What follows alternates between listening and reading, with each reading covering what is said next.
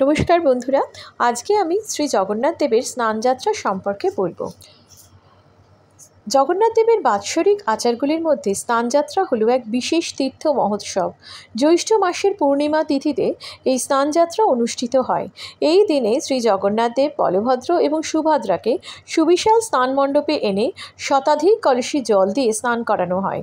এই স্নান শুধু শারীরিক নয়, এটি এক আধ্যাত্মিক ও সাংস্কৃতিক বার্তা বহন করে।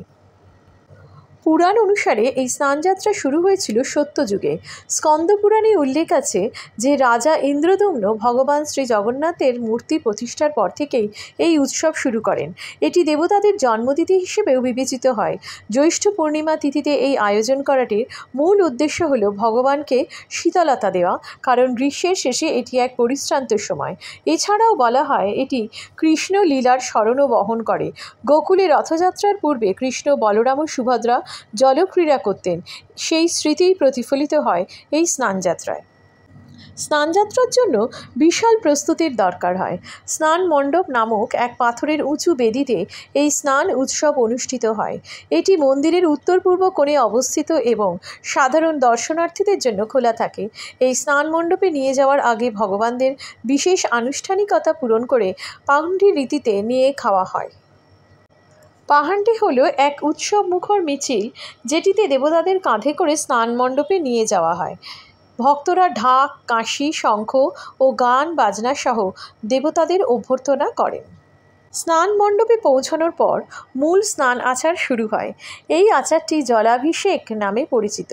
এতে ব্যবহৃত হয় 108টি কলসি জল। এই জল গঙ্গা, যমুনা, গোদাবরী, সরস্বতী, নর্মদা, সিন্ধু ও কাবেরী সহ 7টি পবিত্র নদীর নাম নিয়ে আনা হয়। প্রতিটি কলসিতে ধূপ, চন্দন, গন্ধ, ফুল, তুলসী ও অন্যান্য পবিত্র দ্রব্য মিশিয়ে সেটিকে শুদ্ধ করা হয়। এই জল দিয়ে ভগবানের মূর্তিকে একে একে স্নান করানো হয়। বলভদ্রকে প্রথমে, তারপর সুভদ্রাকে এবং শেষে শ্রী জগন্নাথ দেবকে। অভিষেকের সময় মন্ত্রোচ্চারণ, ঢাক ঢোলের বাজনা এবং ভক্তদের নাম সংকীর্তনে স্নান মণ্ডপ এক পবিত্র পরিবেশে পরিণত হয়। স্নানের পরে কী ঘটে? এই ব্যাপক স্নানের পরে দেবতারা জ্বরে পড়েন, এমন বিশ্বাস প্রচলিত আছে। এই ঘটনাকে বলা হয় অনাসার বা অনাবাস। এই সময় তাঁরা জনসমক্ষে আসেন না। ভক্তদের বিশ্বাস, এত ঠান্ডা জলে স্নান করার ফলে ভগবানরা অসুস্থ হয়ে পড়েন। এই অনাসার কাল প্রায় 15 দিন ধরে চলে। এই সময় দেবতারা তাঁদের গোপন গৃহে চিকিৎসাধীন থাকেন, যাকে অনাসার ঘর বলে। এখানে তাঁদের আয়ুর্বেদিক চিকিৎসা ও ফলমূল দ্বারা চিকিৎসা দেওয়া হয়। অনাসার অবস্থার পর ভগবানরা পুনরায় পূর্ণ স্বাস্থ্য নিয়ে জনসমক্ষে আবির্ভূত হয়। এই ঘটনাকে নবযৌবন দর্শন বলা হয়, অর্থাৎ নতুন যৌবনে দেবতাদের প্রথম দর্শন।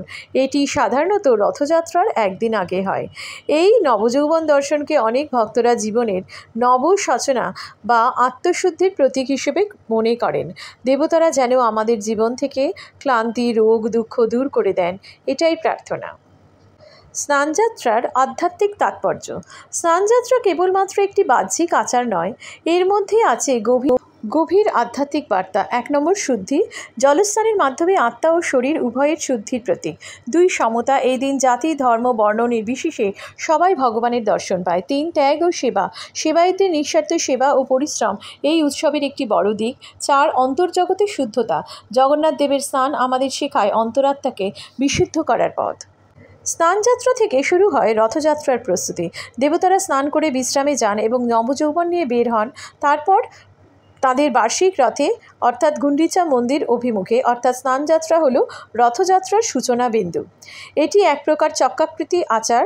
স্নান, বিশ্রাম, পুনর্জন্ম ও গমন, এই 4টি ধাপে প্রতিফলিত হয় এক জীবনচক্রের প্রতীক। প্রতি 12 থেকে 19 বছর অন্তর একবার নবকালেবর অনুষ্ঠিত হয়। এই বছর স্নানযাত্রা আরও তাৎপর্যপূর্ণ হয়ে ওঠে, কারণ এই সময় নতুন মূর্তি স্নানযাত্রায় অংশ নেয়। পুরনো কাঠের মূর্তিকে ত্যাগ করে নতুন কাঠে প্রতিষ্ঠিত হয় ভগবান। এই পূর্ণ রূপান্তরের আগেও এক স্নানযাত্রা অনুষ্ঠিত হয়।